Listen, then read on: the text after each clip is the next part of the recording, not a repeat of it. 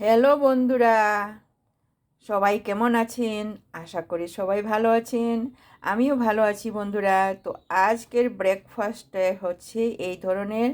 এখানে আমি পাস্তা করেছি। সেই পাস্তাটা কিন্তু আজকে যেটা করেছি এটা কিন্তু ড্রাই ফ্রুট দিয়ে করেছি।